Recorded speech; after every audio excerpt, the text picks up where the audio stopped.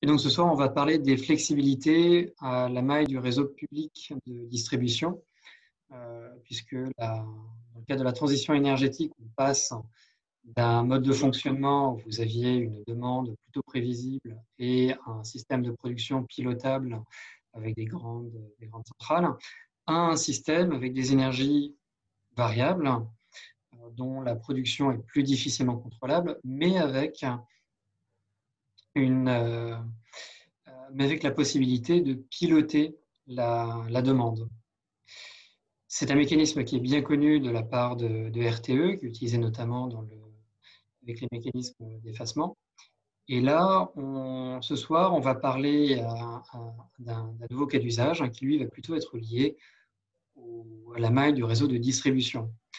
Donc, pour en parler, nous accueillons Thomas Kuhn, camarade de Supélec, qui travaille depuis 7 ans dans le groupe EDF, depuis 3 ans dans le département acteurs et mécanismes de marché d'Enedis, qui est notamment en charge du développement du mécanisme de flexibilité locale et des interactions avec RTE. On parlera surtout des aspects contractuels de la flexibilité. Mathieu Binot prendra la parole à sa suite. Xmin, à l'origine à la direction du Trésor, puis au cabinet du ministre de la Culture et de la Communication, où il a lancé Télévision numérique terrestre. Convaincu de l'intérêt de l'innovation technologique, il se tourne ensuite dans le secteur des télécoms et directeur général de Voltalis depuis 2010, notamment connu pour son travail sur les flexibilités à la maille basse tension. À l'origine, puisque pour les personnes qui nous suivent depuis longtemps, cette table ronde était prévue pour le mois d'avril dernier, et puis le confinement est passé par là. Nous devions également avoir Equinov, mais qui ne pourra pas se joindre à nous ce soir. Donc j'ai compris que j'avais 20 minutes. Si jamais je n'ai pas le temps de tout faire, n'hésitez pas à prolonger des questions. Normalement, j'ai prévu des supports pour répondre normalement à quasiment tout. Même si l'idée n'est pas de passer du temps à vous montrer des slides, mais plutôt vraiment à échanger. Alors, la première question qu'on peut se poser déjà, c'est qu'est-ce qu'une flexibilité pour Enedis? Alors, pourquoi est-ce qu'on précise? Parce que, comme l'a dit Damien, avant tout, les flexibilités, c'est utilisé par RTE. Et la définition que je vous ai mise d'ici d'une flexibilité, à savoir une modulation de puissance volontaire à la hausse ou à la baisse d'un ou plusieurs sites. Alors j'insiste sur le un ou plusieurs sites parce que ça sous-entend la question d'agrégation, que je suppose que Voltalis aura l'occasion de bien détailler par la suite. C'est quelque chose d'important pour nous de dire, voilà, on est capable de moduler une puissance et de demander à quelqu'un de moduler cette puissance, mais surtout, on le demande sur une période donnée. C'est-à-dire qu'en gros, c'est quelque chose qui est prévu et organisé, ce qui sous-entend, quand on entend prévu et organisé, que ça sous-entend un marché derrière. C'est-à-dire que vous achetez un service à un moment donné. Vous ne demandez pas de manière définitive à que quelqu'un diminue sa consommation, ça s'appelle de la maîtrise de la demande d'énergie. Vous demandez à ce que quelqu'un, à une heure donnée, par exemple de 19h à 20h, au moment d'un pic de consommation, diminue sa consommation. Et l'autre aspect, qui est l'autre pendant de l'aspect marché, c'est celui de l'obligation de résultat. Quand vous achetez un service avec une flexibilité, vous demandez à la personne d'être présente. Vous ne l'incitez pas à être présente. C'est là une très grosse différence avec tout ce qui est heure pleine, heure creuse, par exemple, qu'on entend souvent comme de l'effacement, mais qui est de l'effacement qui est indissociable de la fourniture, ce qui sous-entend que vous avez une incitation financière à le faire, mais vous n'avez pas d'obligation de le faire. Tandis que lorsque nous, on veut acheter de la flexibilité, on le fait pour garantir de la continuité, de la qualité d'alimentation, et on le fait en ayant la certitude que la personne sera présente. En fait, sinon, vous ne l'achetez pas. Vous n'avez pas acheté un service en vous disant peut-être qu'ils seront là. Non, c'est soit ils sont là, et ça marche, soit ils ne sont pas là, et là, on a soit une baisse de tension, une surtension, ou alors même carrément une coupure. En gros, là, on est sur des clairs dans le noir. Donc, on veut avant tout, quand on achète de la flexibilité, que les gens soient présents et fiables. Alors, pourquoi est-ce que vous allez me dire, on s'amuse à se distinguer d'RTE? Tout simplement parce que quand on achète de la flexibilité, on achète de la flexibilité pour des congestions réseau. Pour ceux qui ont l'occasion de suivre au niveau européen, c'est le fameux congestion management qui est de plus en plus à la mode et qui surtout a une logique de localisation que n'a pas l'EOD, l'équilibre offre-demande. Quand vous achetez côté RTE un objet d'équilibre offre-demande, un objet de flex, qu'il soit à Brest, à Nantes ou à Nice, vous vous en foutez. Désolé du terme, mais c'est ça. C'est en gros, vous achetez un produit qui vous fournit de service partout en France. Si j'ai une contrainte sur un poste source à Brest, si la flexibilité est à Nantes, ça n'a aucun intérêt pour moi, elle n'a aucune valeur. Donc on parle bien de flexibilité locale pour le GRD parce que la localisation géographique et donc son rattachement au réseau est définitivement le critère qui nous intéresse le plus. Donc le schéma ici est un peu simplifié, mais si vous prenez la zone verte, donc une zone où on estime qu'il y a une chance que les gens qui sont physiquement présents sur la zone sont intéressants, c'est uniquement les gens qui sont sur le réseau bleu qui nous intéressent. Si vous êtes dans la même commune, mais pas rattaché au bon réseau HTA, ça n'a aucun intérêt pour nous. Donc on est vraiment sur des flexibilités qui sont localisées géographiquement et en plus localisées dans le temps, comme je peux le dire, par la nature même de la flexibilité. Du coup, vous allez me dire, bon, à quoi ça va nous servir? Parce que bon, on achète un produit dans un coin pour 2 heures, ça n'a pas forcément un intérêt, on va dire, évident lorsqu'on présente comme ça. Enedis, côté Enedis, on a identifié 5 cas d'usage. Donc les cas d'usage, ils sont assez, on va dire, évidents quand on vous présente ça sous la forme de l'introduction, par exemple, des ENR. On va vous dire, par exemple, pour introduire plus d'ENR, je vais demander à des gens soit de consommer plus, soit d'injecter moins sur le même réseau. Ça, c'est le cas d'optimisation des S3R ENR, donc c'est le deuxième bloc qui lui permet, alors c'est une étude qui a été publiée par Enedis et l'UFE, enfin, dans le cadre de l'UFE, hein, donc de l'instance de lobbying de l'UFE, qui précise qu'en théorie, on peut gagner jusqu'à 250 millions en 15 ans en facilitant justement le raccordement des ENR avec des flexibilités. Je reviendrai un peu plus tard sur comment ça marche. Toujours dans le principe des ENR, on a également l'idée de raccordement intelligent. Alors c'est un grand mot, l'intelligent, on appelle ça également raccordement alternatif. L'idée, c'est d'autoriser quelqu'un à se raccorder en lui imposant de temps en temps des limites. C'est-à-dire, en gros, vous vous raccordez avec un parc à 10 MW et tout simplement, en gros, Enedis vous dit, c'est simple, pour 10 MW, vous avez un nouveau câble à tirer qui vient du poste source jusqu'à votre parc éolien. Nous, on vous propose de vous raccorder sur le câble qui passe devant votre parc éolien, mais par contre, vous pourrez avoir que 9 MW garantis. Dans quasiment 99% du temps, vous aurez 10, mais de temps en temps, on sera amené à vous écréter.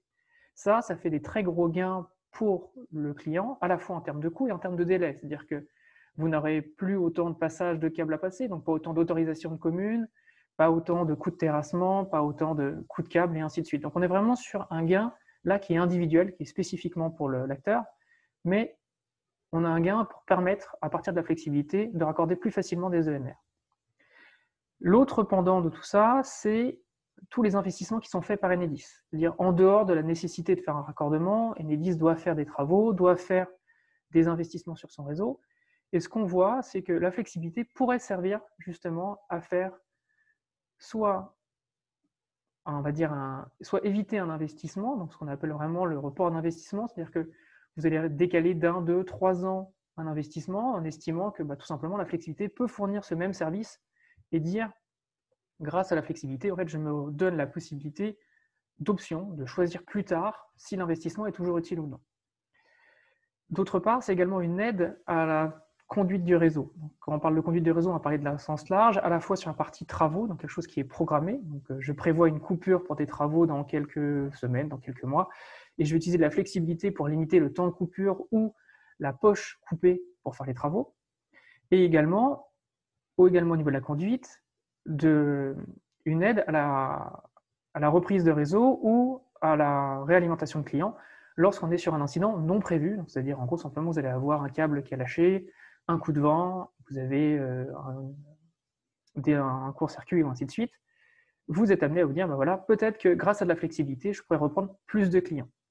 Donc, à chaque fois, à chaque cas d'usage, on a associé une valeur. Alors, soit une valeur au global, comme ça a été dans le cas des S3R ENR, soit de manière un peu plus unitaire en termes de mégawatts, lorsque ça a été dans le cas des reports d'investissement, des programmations de travaux ou encore de la gestion d'incidents. Mais toutes ces valeurs, c'est des valeurs publiques. C'est-à-dire que si vous allez sur le site internet d'Enedis et que vous cherchez le rapport valorisation économique des smart grids, vous aurez toutes ces valeurs-là. Et vous aurez également, bien sûr, le descriptif et l'explication technique derrière tous les éléments. Alors, qu'est-ce qu'on a choisi comme approche marché? Enfin, comment est-ce qu'on a décidé qu'on pouvait se procurer ces flexibilités? Alors, il y a déjà deux visions à avoir, c'est qu'il y en a une, c'est une vision qui est un levier individuel, qui est quelque chose de purement bilatéral. C'est entre Enedis et le site raccordé dans le cadre des raccordements intelligents. Dans ce cas-là, vous n'êtes pas dans un cas d'achat de flexibilité, vous êtes dans un cas d'obligation de l'acteur dans le cadre de son contrat de raccordement de nous fournir la flexibilité. C'est-à-dire que c'est en échange d'un raccordement plus rapide, d'un raccordement moins cher, l'acteur s'engage à nous fournir cette flexibilité. C'est-à-dire qu'il n'y a pas du tout la vision derrière d'une rémunération. C'est-à-dire que la rémunération, elle est incluse dans son raccordement et, entre guillemets, s'il a mal intégré ça dans son business plan, c'est le seul à pouvoir se plaindre et c'est le seul qui doit, du coup, entre guillemets, emporter les conséquences. Ça, c'est un contrat côté acteur et Enedis, côté site et Enedis, et donc ça n'a pas d'aspect marché du tout. Les autres éléments, en revanche, ont un aspect marché. Alors, lesquels sont? Enfin, lesquels en ont un? Dans le cadre des S3RNR, ce que je vous disais, c'est qu'on avait la possibilité également de faire de la flex. La flexibilité de ces schémas S3RNR, c'est l'idée de dire je peux raccorder plus qu'initialement prévu dans nos calculs d'énergie renouvelable. Ces énergies renouvelables, en théorie, c'est des journées qui sont fatales, on ne peut pas trop les piloter. Donc en gros, ce qu'on dit, c'est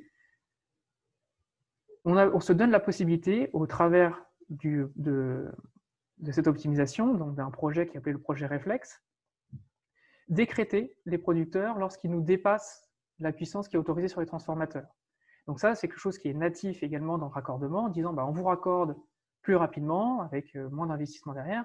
Par contre, on sera amené à vous écréter. C'est très semblable à ce qui peut se faire au niveau de l'ORI, mais là, ça se fait au niveau d'un poste source. La grosse différence, c'est que dans ce cas-là, c'est un objet collectif qui est gagné. Le poste source, c'est quelque chose qui est payé de manière mutuelle, qui est payé par les producteurs, les consommateurs, par tout le monde. Et donc, on n'est plus sur un contrat qui n'intéresse que Enedis, enfin que le site qui est raccordé, mais bien l'intégralité des gens qui sont raccordés. Et donc, dans ce cas-là, on estime qu'il y a la possibilité pour Enedis de chercher une solution qui est encore moins chère que les traitements producteurs. Les traitements producteurs, vous allez les compenser. Vous allez les compenser, par exemple, à son coût de soutien, si c'est un site qui est soutenu soit en complément de rémunération, soit en obligation d'achat. Et donc, dans ce cas-là, vous allez dire, si Enedis, et donc la collectivité au travers d'Enedis, doit payer pour cette compensation, peut-être qu'il y a moyen de trouver moins cher au travers du marché. Et donc, c'est ça qu'on cherche dans la partie approche marché des optimisations des S3RNR, c'est de trouver une solution qui est encore moins chère pour la collectivité qu'une compensation de l'acteur. De l'autre côté, nous avons également donc les reports d'investissement. Donc là, l'idée, c'est en échange du report d'investissement, on va acheter au marché, comme on va le faire pour la compensation de travaux et la gestion d'incidents. Les différences entre ces différents cas d'usage, ça va être avant tout la valeur qui est utilisée comme référence, mais également le type de contrat qui va avec. Donc dans ces quatre cas d'usage, nous avons des contrats avec réservation de capacité. Un contrat avec réservation de capacité, c'est un contrat où on demande à l'acteur d'engager sa disponibilité sur une période donnée. C'est-à-dire que si vous demandez à un acteur d'être présent entre janvier et février, par exemple, d'une année, tous les jours de la semaine, de 9h à midi, il doit être présent. C'est-à-dire que si vous l'appelez, il doit vous fournir le service. S'il ne vous fournit pas le service, il est considéré comme défaillant et il vous doit une pénalité. Vous allez dire, voilà, vous aviez une obligation de résultat, vous n'étiez pas là, je vous pénalise. Ça, c'est le principe de contrat avec réservation, il y a une idée assurantielle derrière.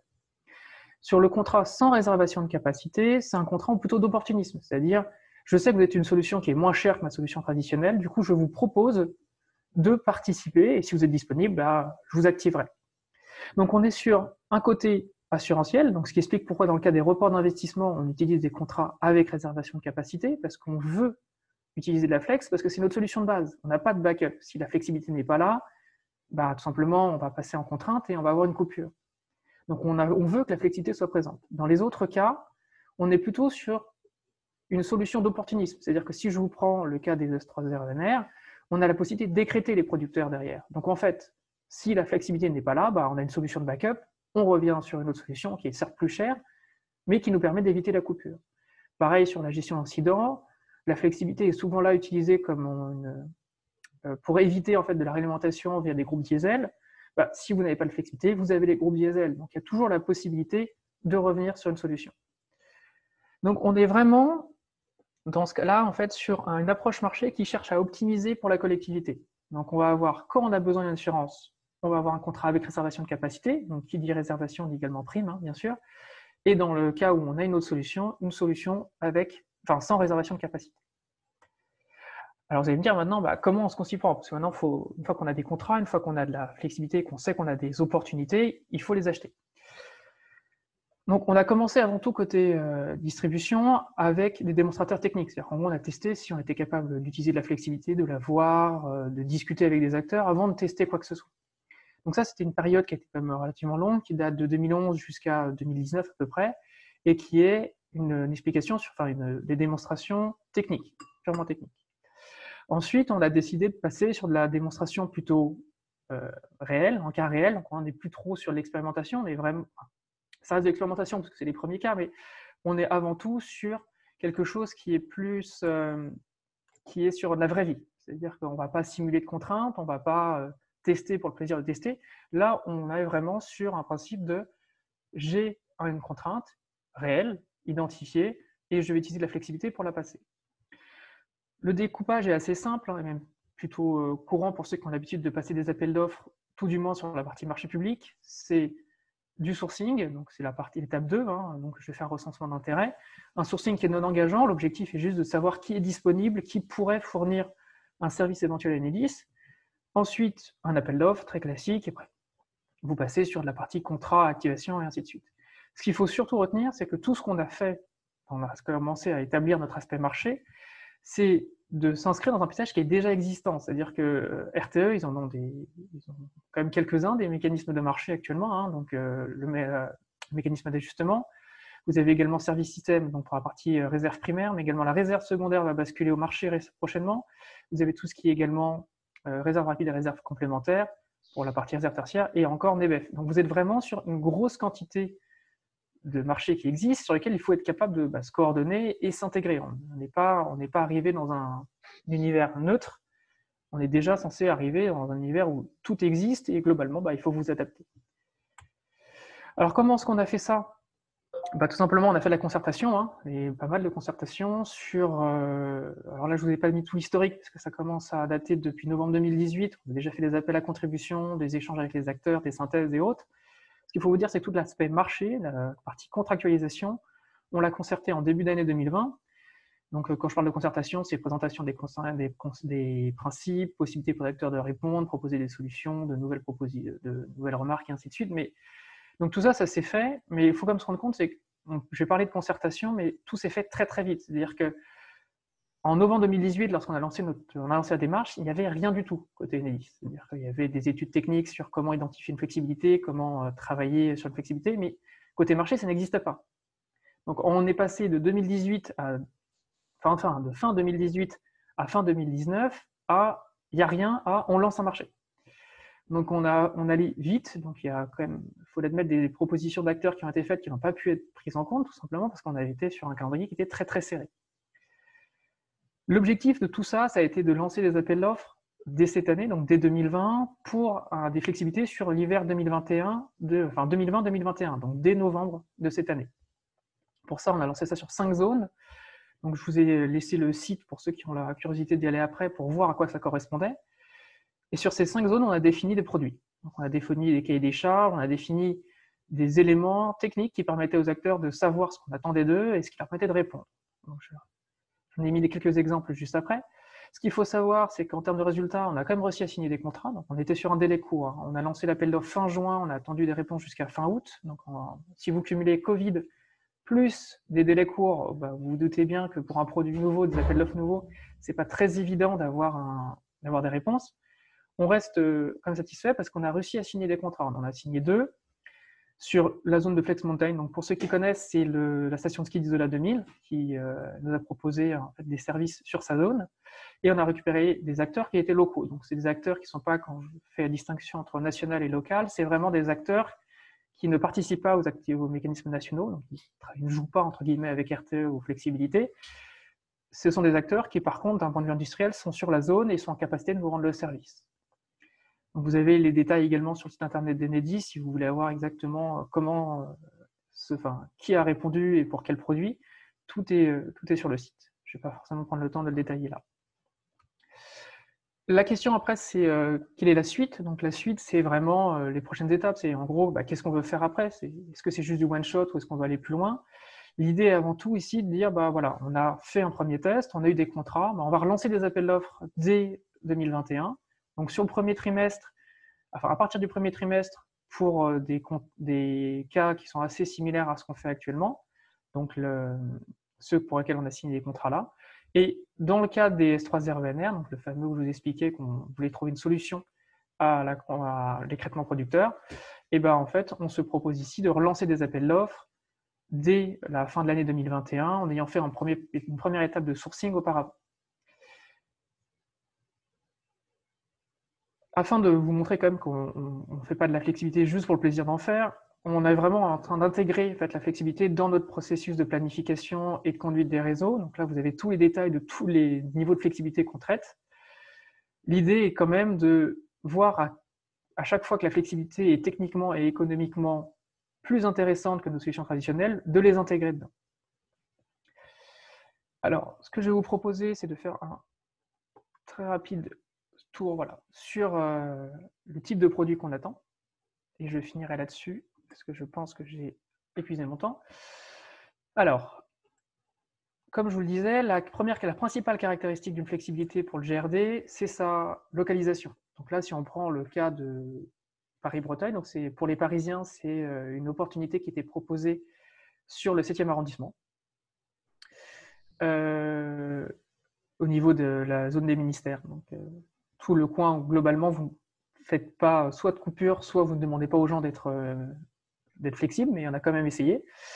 On a défini deux jeux d'artères, donc les PB1, 201 et 203, qui servaient en fait de référence pour nous au niveau du réseau pour savoir quels clients étaient intéressants, qui nous a permis en fait d'avoir une liste exacte des clients qui étaient sur la zone et qui pourraient du coup répondre à notre flexibilité. Ce qu'il faut savoir, c'est que la flexibilité telle qu'on l'entend, elle n'a absolument pas de limite en termes de puissance ou de capacité sur le réseau. C'est-à-dire que nous, on a un besoin qui est ici d'un mégawatt, que le service soit rendu par un site qui est capable de faire une modulation d'un mégawatt ou par 1000 sites, par exemple 1000 sites résidentiels qui nous fourniraient le service. Pour nous, c'est tout à fait neutre. C'est-à-dire, en gros, le service est rendu, on n'a pas d'intérêt à ce que ça soit une technologie ou une solution plus qu'une autre. Donc, on est vraiment là-dessus sur l'autorisation complète de l'agrégation en disant, à partir du moment où le service est là, on ne cherche pas à savoir ce qu'il y a derrière. Donc là, on est sur une idée de puissance, comme vous disiez, le mégawatt. On a également un principe de délai de mobilisation. Donc, pour ceux qui ne savent pas, le délai de mobilisation, c'est le temps entre le moment où la demande d'activation est faite et le moment où la flexibilité est à 100% de ce qu'on a demandé. Donc, c'est vraiment le passage, par exemple, de 0 à 1 mégawatt doit être fait ici en moins de 10 minutes. La durée d'activation, c'est assez autoportant, c'est simplement le temps qu'on demande la flexibilité d'être disponible. Deux éléments sur lesquels il n'y a pas forcément d'habitude, c'est le palier. Donc le palier, c'est en fait tout simplement une contrainte technique au niveau de l'injection. Donc c'est spécifique à l'injection qui demande en fait que la rampe de puissance d'injection ne dépasse pas 4 MW par minute. C'est une contrainte qui est liée au réseau Enedis. Et le délai de prévenance, qui est en fait le temps qu'on laisse à l'acteur avant de lui demander son activation. C'est-à-dire qu'en gros, typiquement, si vous avez sur une contrainte qu'on appelle nous en schéma N, donc en schéma normal, la visibilité et l'anticipation est plus simple que sur un incident. Et dans ce cas-là, en fait, vous pouvez peut-être prévenir le fournisseur de flexibilité 2, 3, 4 heures, 6 heures à l'avance, ce qui fait que en fait, c'est quand même beaucoup plus simple pour lui de vous fournir le service. Le dernier élément, qui est un élément pour le coup qui est entre guillemets une nouveauté pour les acteurs, qui n'était pas fourni côté RTE parce qu'ils n'ont pas le même type de contrat que nous, le même type de besoin, en tout cas pas la même manière de l'exprimer en termes de contrat.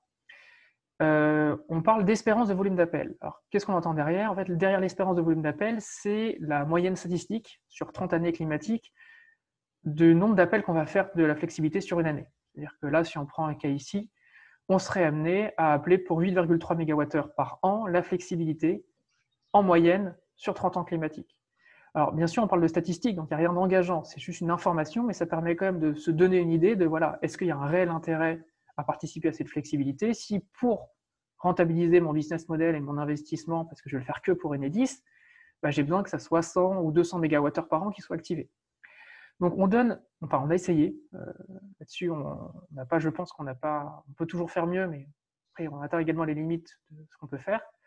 On a donné autant que possible des éléments à la fois techniques et on va dire géographiques pour permettre aux gens de répondre. Alors, je ne vais pas détailler pourquoi je vous précise le géographique. Ce qu'il faut savoir, c'est que quand je vous disais que les gens étaient précisés sur une zone, on donnait la possibilité quand même de voir où était la zone et quels étaient les points de livraison, donc, en respectant autant que possible, bien sûr, la protection des données, quels étaient les points de livraison qui pouvaient nous fournir des services. Donc, je vais m'arrêter là, parce qu'en fait, sinon, je vais manger tout le temps de la discussion. J'espère que j'étais relativement clair sur tout ce qui était explications techniques ou même sur nos cas d'usage. Si vous avez des questions, il ne faut vraiment pas hésiter. Ce sera avec plaisir que j'y répondrai, soit maintenant, soit même plus tard. Je te remercie, Thomas. Pour tout le monde. Nous voyons votre écran.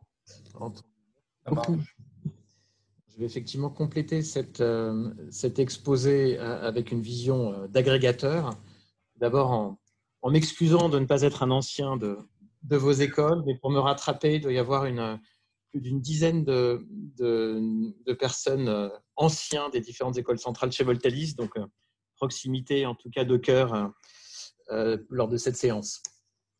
Donc, je vais effectivement reprendre quelques pas de recul pour remettre en perspective cette idée originale d'utiliser des flexibilités pour piloter un système électrique, puisque c'est l'idée sur laquelle Voltalis s'est fondé il y a déjà 10 ans, autour de cette transition énergétique et de besoin croissant de trouver des solutions autres que de surdimensionner tous les actifs, puisque c'était historiquement un peu comme ça qu'on a construit notre système électrique, surdimensionner les actifs de production pour faire face à des aléas de l'un d'entre eux, surdimensionner les systèmes de transport et de distribution pour couvrir tous les cas d'usage et notamment les pointes, puisqu'on a, dans le cadre de la transition énergétique, une production de plus en plus intermittente et distribuée, plutôt la volonté d'arrêter la dépendance au gaz et aux unités de production flexibles qui apportaient toute cette flexibilité au système jusque-là, notamment pour les pointes, et des nouveaux usages qui apparaissent, qui malheureusement sont pour l'instant subis et généralement pas synchrones avec les moments de production du réseau. Et donc l'idée originale de Voltalis à l'époque était de se dire que les services apportés par certains actifs de production pouvaient également l'être par la demande si on arrivait à le rendre possible d'une façon aussi exigeante que ce qui était attendu d'une centrale de production, d'une centrale thermique, puisque c'était quelque part notre idée, notre référence à l'époque, se substituer aux services que pouvaient rendre des centrales thermiques, mais du côté de la demande, donc de la consommation. L'idée est très simple, vous le savez tous, l'énergie ne se stocke pas très efficacement et l'équilibre doit être assuré en temps réel. Donc finalement, plutôt que de faire varier la production, donc l'offre, pour couvrir tous les usages, l'idée c'est de jouer sur la consommation et de la rendre aussi pilotable que ce que l'on peut attendre d'une centrale de production.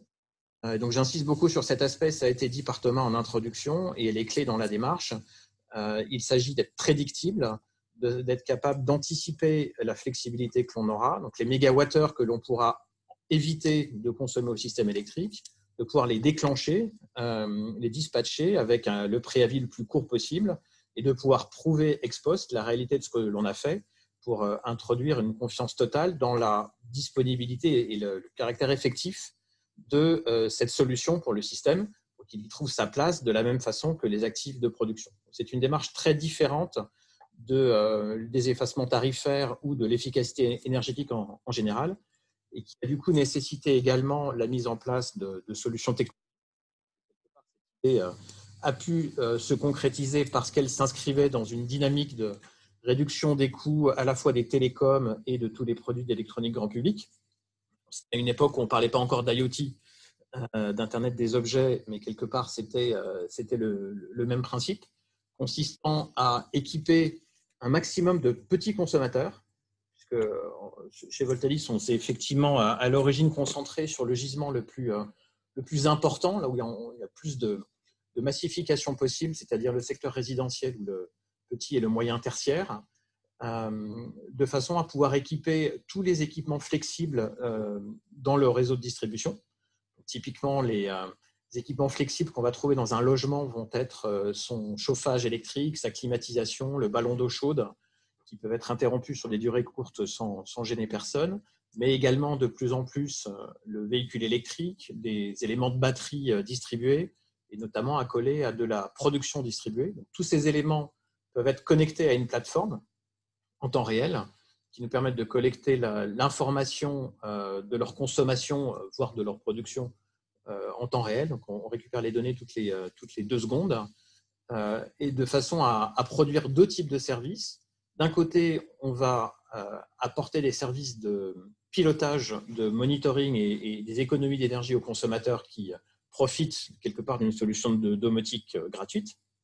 Mais de l'autre côté, nous allons pouvoir déclencher, dispatcher ces réductions de consommation, ces modifications de consommation, d'une façon que je présenterai dans un instant, pour répondre aux différents besoins du système électrique et des marchés électriques.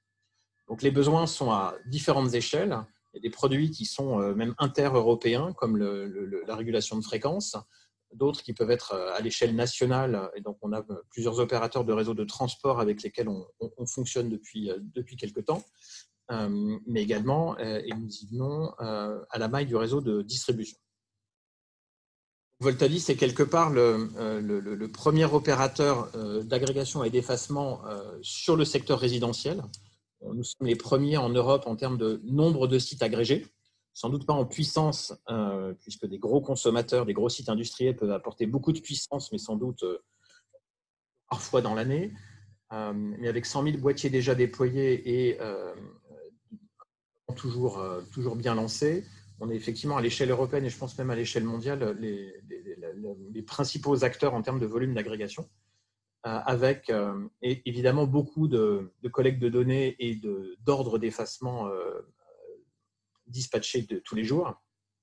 Une solution certifiée par RTE depuis 2008, donc qui nous a permis de tester son usage sur différents produits du système électrique, qui a permis d'ouvrir différents marchés, en tout cas à la maille nationale progressivement.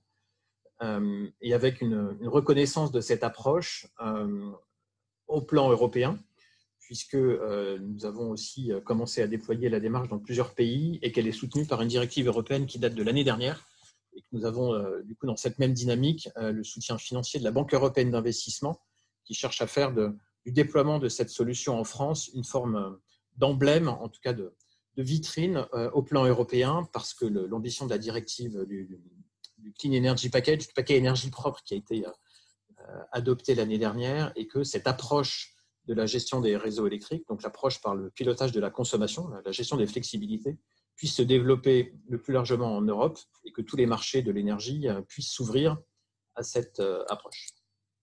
Donc, de façon très pratique, ça consiste à rendre d'abord des consommateurs effaçables ou pilotables, donc dégager des flexibilités. Donc, nous devons installer un matériel chez chacun des consommateurs qui sera intéressé à rentrer dans la démarche de façon à se raccorder à tous ces équipements flexibles. Il y a ici des radiateurs, des ballons d'eau chaude, des climatisateurs pour le secteur. Des équipements équivalents peuvent également être équipés sur les bâtiments tertiaires. Et nous avons équipé plusieurs milliers de supermarchés, de centres commerciaux, d'hôtels, de bâtiments communaux, d'universités, où à chaque fois, finalement, les enjeux de rafraîchissement ou de chauffage sont assez similaires à ce que l'on peut trouver dans les logements, même si la technique est un peu adaptée. Et donc, ces équipements permettent d'accéder à une information un peu plus fine et temps réel que ce qu'apportent les compteurs du réseau Enedis, notamment les compteurs Linky. Et ça, on verra tout à l'heure que c'est essentiel d'avoir cette information pour savoir ce que l'on fait, piloter ces effacements. Et deuxièmement, ça nous donne les moyens d'action, donc la boucle de commande, pour pouvoir piloter les équipements qu'on a raccordés. Le premier pas, c'est de rendre des équipements pilotables. Le deuxième pas, c'est ensuite de les agréger.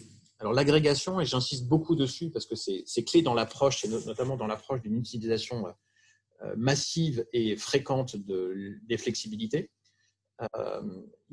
Nous avons d'emblée pris le parti de chercher des solutions qui n'impactent pas le confort des utilisateurs.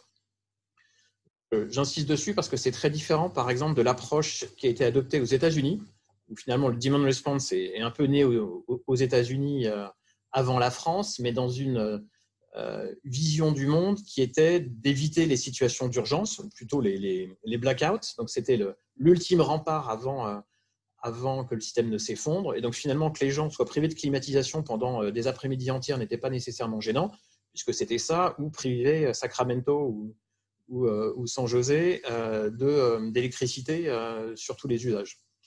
Donc, le demand response qui s'était développé jusque-là avait un vrai impact en termes de confort thermique pour les utilisateurs, pour les consommateurs. Notre approche a été de plutôt mutualiser, fédérer, agréger de façon dynamique des petits effacements à l'échelle individuelle pour que ça reste insensible. Donc, ce que vous voyez, si on voit bien ma souris, sur le graphe en haut à gauche, c'est les courbes de consommation d'un logement type en France sur une journée. Donc, on va voir un premier chauffage en bleu, un deuxième en bleu clair, un troisième en gris, le ballon d'eau chaude en rouge et en orange le reste de la maison. Et les effacements vont consister à effacer sur des durées très courtes, de l'ordre de 5, 10, 15 minutes, uniquement les usages flexibles. Vous voyez qu'on ne coupe pas tout ce qui est en orange. Donc, à l'échelle individuelle, s'interrompre 10 minutes, c'est insensible. À l'échelle du réseau, si tout le monde s'interrompait en même temps pendant 10 minutes, ça n'aurait aucun intérêt. Et donc, toute l'approche de l'agrégation, c'est de synchroniser, de coordonner et de cadencer ces petites décisions individuelles de façon à produire ce qu'on voit à droite, qui sont les produits proposés et délivrés au système électrique et aux différents mécanismes de marché. Donc, ça permet de produire des mégawattheures d'évitement de consommation, de réduction de consommation, qui vont pouvoir être proposés à RTE ou sur les marchés de gros à travers le mécanisme des BEF. Donc là, quand on propose pendant 5 heures d'affilée 50 mégawatts de flexibilité, ça veut dire que toutes les 10 minutes, on a fait appel à des logements différents, à des radiateurs différents, de façon à faire tourner la contrainte sur différents consommateurs, mais assurer à l'échelle agrégée le résultat attendu par le système. Nous nous engageons sur le résultat.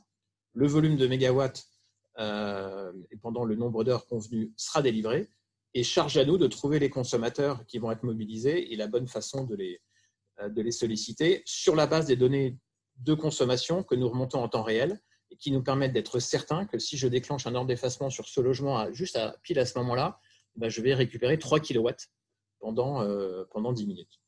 Donc évidemment, on peut aussi le faire au moment des pointes. Ça nous donne accès notamment au marché de capacité nationale. Et depuis peu, nous le faisons également avec une adaptation des décisions d'arrêt ou de fonctionnement des radiateurs toutes les secondes pour participer au réglage de fréquence. Alors évidemment, chaque radiateur ne va pas s'arrêter et s'éteindre toutes les 2 secondes parce qu'on abîmerait l'équipement. Mais ce que l'on fait, c'est que le premier radiateur va s'arrêter 10 secondes plus tôt que son rythme normal, le deuxième continuer 32 secondes de plus, de façon à ce qu'à l'échelle agrégée, on puisse bien voir une courbe de charge qui suit de façon très fine la déviation de fréquence. Dernier élément sur lequel j'insisterai peut-être moins, mais qui est quand même essentiel dans l'approche, c'est que le consommateur, au final, en participant, non seulement contribue à la flexibilité du système électrique, mais il gagne également des outils de type domotique, puisque nous lui permettons de piloter, de suivre sa consommation de façon très fine grâce à l'élément de contrôle que l'on constitue, qui va servir au réseau, mais qu'il pourra utiliser lui-même pour piloter ses chauffages, pour les programmer, pour optimiser sa consommation. Évidemment, on lui permet de contribuer à la réduction des émissions de CO2 sur tous les mécanismes nationaux, parce que l'élément de production auquel on se substitue un peu par construction, c'est l'élément le plus cher qui aurait été appelé si nous n'avions pas agi. C'est donc généralement des centrales thermiques. Ce n'est pas le sujet du jour, mais donc je n'insisterai pas dessus. Et dernier élément d'approche important, la rémunération que l'on peut espérer attendre des différentes valeurs de réseau permet d'offrir le système au consommateur. Ça, par opposition à le lui vendre et à le laisser générer lui-même des revenus sur les différents mécanismes de marché, parce que d'abord, on le verra tout à l'heure, c'est relativement réduit, donc ça ne serait pas forcément très motivant pour lui. Deuxièmement, c'est encore très incertain. Et troisièmement, un consommateur, il va attendre un retour sur investissement de l'ordre de 6 mois avant tout achat, là où dans le système électrique, on est plutôt habitué à des investissements sur 5 ou 10 ans. Donc, une logique d'investissement qui peut rentrer dans des mécanismes très, très différents. Et quelque part, l'offre que je vous présente là, c'est la clé pour avoir un très grand nombre de consommateurs qui puissent s'équiper. Et le très grand nombre est la clé pour avoir du volume, pour avoir des mégawatts qui fassent sens, et donc pour que ça ait un intérêt pour le réseau électrique. Donc, au-delà de l'innovation technologique, nous avons aussi dû innover en termes marketing, en termes commercial, de façon à trouver des leviers pour avoir une très forte adhésion et un très grand nombre de consommateurs qui puissent rentrer dans la démarche. J'insisterai aussi moins sur l'aspect de déploiement pour les besoins de sécurité et de l'équilibre offre-demande au plan national, puisque, encore une fois, ce n'est pas le sujet du jour, mais dès lors que c'est la même solution, la même technique et les mêmes matériels qui serviront aussi à l'effacement distribué, l'effacement pour le bénéfice du réseau de distribution, c'est quand même important de garder en tête que le déploiement de cette solution est soutenu, encouragé au niveau national. Et la programmation pluriannuelle de l'énergie a prévu un objectif de 6,5 gigawatts d'effacement à l'horizon 2028, ce qui est quand même très bientôt. Et nous sommes convaincus que la croissance ne pourra pas être obtenue à partir des consommateurs industriels qui sont largement déjà intégrés aux mécanismes de flexibilité qui existent. Donc le gisement, il est dans le tertiaire et dans le résidentiel. Et évidemment, c'est ça que nous visons. Et contexte qui est en plus renforcé, comme vous l'avez sans doute en tête, puisque vous l'entendez régulièrement dans les médias, par la situation créée par le Covid et le besoin de trouver des solutions dès cet hiver.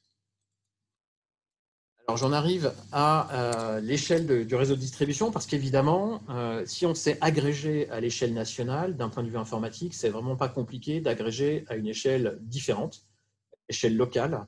Nous avons déjà fait, en tout cas en interne, tout un tas d'essais de démonstration, d'agrégation localisée, puisque nous anticipions, avant même les appels d'offres d'Enedis, cette valeur pour le réseau de distribution, d'évitement d'investissement notamment.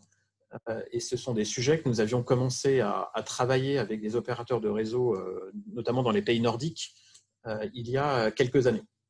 Nous avons aussi identifié, c'est pour ça que vous voyez une carte 3D, qui est un outil qu'on a développé en interne, un besoin de rendre cette flexibilité visible. J'y reviendrai en conclusion, parce que quelque part, pour qu'Enedis puisse, ou un opérateur de réseau de distribution en général, puisse utiliser une flexibilité, il faut aussi qu'il puisse la dispatcher. Et aujourd'hui, sauf erreur de ma part, Enedis n'a pas vraiment l'équivalent du centre de dispatching de RTE, puisque les réseaux ont été plutôt construits pour tenir par rapport aux besoins physiques de toute l'énergie qui pourra transiter dessus. Donc, le fait d'avoir à activer des solutions de flexibilité ne rentre pas dans des schémas opérationnels évidents. Donc, il y aura aussi sans doute besoin du côté de l'utilisation de la flexibilité de développer des solutions de suivi d'activation qui, en fait, sous-tendent une transformation assez radicale de la façon de gérer les réseaux de distribution, ce qui en soi aussi un exercice. Alors, l'approche que je vous ai présentée tout à l'heure, je l'ai signalé, j'insiste dessus, elle est dynamique, elle se base sur des données temps réel et elle permet de prendre des décisions individuelles pour arriver au résultat global attendu. C'est donc une approche très différente de ce que l'on pourrait obtenir par des signaux tarifaires, même pilotés. Alors là, je vous ai illustré un exemple, l'exemple d'une expérience qu'on a faite il y a quelques années sur plusieurs milliers de ballons d'eau chaude, qui sont tous, d'ailleurs chez les gens qu'on équipe, à peu près tout le monde est en heure creuseur pleine et avec un ballon d'eau chaude indexé sur ce tarif avec un contacteur. Et donc évidemment, ils se déclenchent tous à la même heure, enfin à peu près, parce qu'il y a 2 ou 3 zones en France. Mais on voit un pic de consommation de chauffe-eau entre 11h et autour de 11h le soir. Évidemment, les chauffe-eau s'arrêtent quand ils sont pleins. Donc, ce que l'approche d'agrégation dynamique permet de faire, c'est d'identifier, avec un peu de machine learning, mais pas très compliqué, les besoins de chauffe de chaque radiateur, donc sans même demander aux gens de programmer quoi que ce soit, pour étaler la consommation attendue de ces ballons d'eau chaude sur la nuit, de façon à assurer que le matin, à l'heure de la douche, tous les ballons soient pleins, mais que le profil de consommation de ces ballons soit très différent de ce qu'on obtient par un signal tarifaire. Donc là, on s'était amusé, c'est la contrainte qu'on s'était auto-donnée, on avait décidé de tout décaler d'1 heure et de diviser par 2 la pointe. Et vous voyez qu'on avait encore de la marge, que le moment de la douche, il est plutôt par là. Donc ça illustre quoi? Ça illustre la souplesse que peut donner le pilotage dynamique des consommations flexibles par rapport à des solutions tarifaires où on est un peu obligé de synchroniser des réactions d'automate. Donc une approche très différente mais complémentaire de ce que permet de faire Linky. Complémentaire parce qu'évidemment le consommateur doit accepter à la fois de s'équiper de matériel différent et de rentrer dans une démarche qui, là pour le coup, ne pourrait pas forcément être obligatoire. D'ailleurs, elle est d'autant mieux acceptée qu'elle est sur une base du volontariat. On a fait une deuxième expérience de modélisation avec une régie dans les Alpes, donc un petit Enedis, c'est-à-dire, qui avait un problème assez atypique. Sa pointe, c'est la nuit. Et en fait, en regardant de plus près, donc là, ce que je vous mets à droite, c'est la courbe de charge d'un poste de transformation où on voit que la pointe, elle est vraiment sur les heures de nuit. Et en fait, ce qui fait la pointe dans cette station de ski, ce sont les planchers chauffants la nuit, tous les ballons d'eau chaude, et évidemment le chauffage qui en fait fonctionne de façon assez étale nuit et jour. Malheureusement, les signaux Heure-Creuseur-Plaine n'ont pas comme effet, quand on le mesure, de baisser la consommation de chauffage la nuit. Donc ça, c'est les profils de consommation des quelques milliers de résidences de tourisme qu'on avait équipées, beaucoup de studios de location pour le ski. Donc on retrouvait la même forme que ce qu'on voit à l'échelle du poste de transformation. Et on s'est amusé à faire un pilotage un peu plus dynamique, donc à effacer des usages de façon à reporter, étaler autrement la consommation des planchers chauffants, effacer un petit peu le chauffage, donc c'est le bleu foncé, c'est le chauffage, donc l'effacer pendant les heures de nuit, et les ballons d'eau chaude, les étaler pour éviter l'effet de triangle que je vous montrais tout à l'heure. Donc en faisant cette action, on l'a extrapolé à l'échelle du poste de transformation, on avait moyen de baisser de 35% l'appel de puissance quotidien du poste de transformation. Alors, on l'a fait de façon modélisée, parce que malheureusement, la régie en question avait déjà lancé son investissement dans le renforcement de son poste de transformation. Donc, l'investissement était décidé et plus rattrapable, mais ça l'a en tout cas conforté dans l'idée que c'était une solution à explorer pour ses prochains investissements. Je vais passer rapidement dessus, parce que évidemment, et ça on a déjà commencé à en raccorder, on peut aussi utiliser cette solution pour des bandes de recharge de véhicules électriques et pour tenir compte de la production déconcentrée d'ENR, notamment solaire, de façon à constituer ce qui peut relever de microgrids. Donc finalement, l'effacement pour le réseau de distribution, ce n'est pas très différent dans ses besoins, dans ses principes fondamentaux, de ce que certains cherchent à constituer sous forme de microgrid, et nous travaillons notamment avec certaines zones d'activité, des friches en réhabilitation qui veulent piloter de façon plus intelligente l'ensemble de leur consommation, et notamment flexible, de façon à maîtriser le profil de consommation, maximiser l'autoconsommation à l'échelle collective et avoir une contribution bénéfique à leur interaction avec le reste du réseau, notamment dans leur point de souterrage lorsqu'on est sur des réseaux privés. Je devais conclure. On a 7 millions de foyers au chauffage électrique en France, et vous avez en termes de consommation un volume aussi très important dans les bâtiments tertiaires. Donc le gisement est vraiment là. La technologie est mûre. Les consommateurs, et ça on a pu le démontrer, sont tout à fait prêts à participer. On a mis au point des solutions qui qu'il n'y a pas d'impact sur leur confort, puisqu'on sait faire porter cet impact sur un nombre de consommateurs pour qu'il soit insensible pour chacun. Par ailleurs, alors c'est un chiffre que j'ai trouvé dans les publications d'Enedis, en le simplifiant peut-être à l'extrême, mais Enedis a prévu 1 milliard d'euros d'investissement par an pour le renforcement de ces réseaux à cause du développement des ENR et des véhicules électriques. Donc ce que l'on voit, c'est qu'il y a un besoin, il y a une possibilité, il y a une technologie, il y a une solution, et ça répond à un besoin du réseau. On a même les leviers d'investissement, puisque à travers notre partenaire et actionnaire qui est Meridiam, qui est donc un fonds d'infrastructure, on a tout à fait les moyens d'investir pour le compte de ceux que ça intéressera, notamment pour le compte d'Enedis. Donc toutes les briques sont là. Alors qu'est-ce qui manque pour que ça se développe? Eh bien, quelque part, je pense que ce qui a pêché dans le dernier appel d'offres qu'a longuement décrit Thomas, c'est qu'un certain nombre d'éléments spécifiques à l'approche de l'effacement n'ont pas forcément été bien pris en compte. Et je pense que l'appel d'offres a peut-être un peu trop cherché à copier ce qu'on attend d'une ligne électrique quand on la construit, et non de tenir compte de ce que pouvait apporter la flexibilité. Alors, j'ai noté 4 éléments peut-être de spécificité à garder en tête, à bien prendre en compte. Premièrement, la thermosensibilité. Il se trouve que c'est quand on a des consommations, des vagues de froid et du chauffage qui tirent sur le réseau qu'on a souvent les plus fortes tensions et donc les plus forts besoins. Donc, le fait qu'une flexibilité soit liée à la température externe n'est pas nécessairement un problème. Au contraire, ça peut être un atout. Et j'insiste sur la bonne corrélation, puisque par exemple, vous avez une très mauvaise corrélation entre la production solaire et la pointe de la France. Par construction, on n'a pas de soleil lors de la pointe de 19 heures en hiver. Donc la thermosensibilité, elle a été prise en compte par RTE dans le mécanisme de capacité, mais effectivement, les appels d'offres d'Enedis demandaient un volume de mégawatts constant sur 6 mois.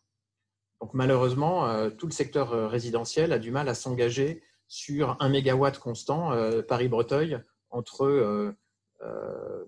sur les 6 mois, du dernier et du premier trimestre de l'année. Sur 3 mois de décembre, janvier, février, à la limite, ça aurait pu marcher. Donc cet élément est peut-être à mieux prendre en compte, ou même à prendre en compte tout court. Deuxième élément, un besoin de visibilité pluriannuelle. Alors je sais que c'était des appels d'offres un peu expérimentaux, mais quelque part, c'est un peu logique d'avoir un appel d'offres quasi infructueux parce que, on ne va pas se mentir, il y avait plusieurs zones qui étaient concernées, il n'y en a qu'une sur laquelle des acteurs locaux ont été pris. Donc globalement, c'est plutôt, je pense, décevant pour Enedis et pour nous aussi, évidemment. Mais le manque de visibilité pluriannuelle fait que des investissements sont difficiles à lancer. Et en plus, l'attente de ces appels d'offres était que les capacités soient déjà constituées. Donc, il se trouve que par hasard, les zones qui ont été choisies par Enedis n'étaient pas des zones où on avait déjà 1 mégawatt équipé. Donc ça veut juste dire que l'offre et la demande ne se sont pas rencontrées à l'occasion de cet appel d'offres. Ça ne veut pas dire que ça ne marcherait pas. Troisième élément, ça a été signalé, Enedis l'a bien en tête, mais c'est important, un besoin de cohérence avec les règles au niveau national. Parce que je pense qu'Enedis ne pourra jamais rémunérer la flexibilité locale de façon à ce que des investissements soient faits uniquement pour ce besoin. Ça me paraît pertinent pour l'efficacité collective que les solutions déployées pour les besoins du niveau local, du niveau d'un opérateur de réseau de distribution, puissent aussi être utilisées au niveau national quand l'opérateur de réseau local n'en a pas besoin. Mais ça veut aussi dire du coup, pour que ça coexiste, que les règles, notamment de ce qu'on appelle le contrôle de réalité, donc la façon de compter le volume effacé, et donc la courbe de référence qui sert de référence pour savoir ce qu'on a enlevé comme consommation puisse être harmonisée entre ce que Enedis propose et le niveau national. Il se trouve que ce n'était pas le cas dans l'appel d'offres. Quatrième élément, j'en ai un peu parlé tout à l'heure, des éléments de dispatching. Et ça, je pense que la rigidité des produits qu'a proposé Enedis tenait compte de la façon de le dispatcher qui n'était peut-être pas encore aussi fine et aussi développée que ce qu'elle pourrait être. Là, il y a aussi des solutions qui existent. Nous, on peut en proposer, mais on n'est sans doute pas les seuls. Mais ça me paraît un élément important de changer un peu le paradigme. Et dernier élément, qui est aussi un élément de régulation, c'est d'introduire cette idée, d'accepter cette idée, finalement qu'un service soit apporté à l'opérateur de réseau, donc que ce soit des OPEX, là où il est habitué à financer des CAPEX. Quand je dis que c'est un enjeu, c'est que ce n'est pas nécessairement naturel dans la construction du mode de rémunération d'Enedis qui passe par le TURC, donc par le tarif d'accès au réseau, qui lui-même est validé par la CRE et qui a plutôt tendance à valider des plans d'investissement et qui a parfois du mal à tenir compte de ce genre de solutions qui relèvent de coûts de fonctionnement, puisque l'investissement sera porté par des tiers, par des externes. Et en tout cas, je sais d'expérience que c'est un enjeu majeur dans certains pays, notamment la Finlande, avec lesquels on a beaucoup travaillé, et qui n'a pas pu développer sa solution à cause de ça, parce qu'elle n'a pas réussi à ce stade à se mettre d'accord avec son régulateur sur la façon de bien prendre en compte ce genre de coût dans ce coût de fonctionnement, dans ce service rendu, dans ses coûts internes, pour être capable de le mettre dans les tarifs d'accès au réseau. Et je crois qu'on a la même problématique aux États-Unis. Voilà, donc on a un certain nombre de points qui nécessitent d'être peut-être traités un peu différemment, améliorés. En même temps, je ne vois rien d'insurmontable. Donc j'ai bon espoir qu'on y arrive, puisque quelque part, ça a été dit en introduction par Thomas, et je pense qu'on est tous d'accord, il y a un vrai besoin, un besoin croissant et une volonté qui a été affirmée. Et donc, quand il y a la volonté, on doit pouvoir tous y arriver collectivement, puisque la motivation est, je pense, des deux côtés. Et Voltalis n'est pas le seul opérateur d'agrégation intéressé à accompagner le mouvement. Merci. Je vous remercie, Mathieu. Avant de passer aux questions de l'auditoire, je vois qu'il y en a beaucoup qui ont été posées. Est-ce que, Thomas, tu souhaites prendre 2 minutes pour réagir, notamment sur la partie appel d'offres? Alors oui, je veux bien. Du coup, je dois reconnaître que l'analyse faite par Mathieu est quand même très pertinente sur le fait tout simplement que on a fonctionné et on fonctionne encore sur un principe où en fait on teste. Donc forcément, il n'y a pas la possibilité, il y a encore beaucoup de rigidité dans ce qu'on va faire, tout simplement parce qu'on est au début. Donc en effet, les centres de dispatch GRTE ne sont pas forcément les mêmes que ceux qu'on a nous, et donc on va être amené tout simplement à avoir un fonctionnement qui est un peu différent. Je voudrais surtout reprendre un des éléments qui a été donné par Mathieu et qui est très important, que j'aurais pu mettre plus en avant, c'est en effet l'aspect de rémunération. Il n'est pas possible de se rémunérer uniquement avec des flexibilités pour Enedis.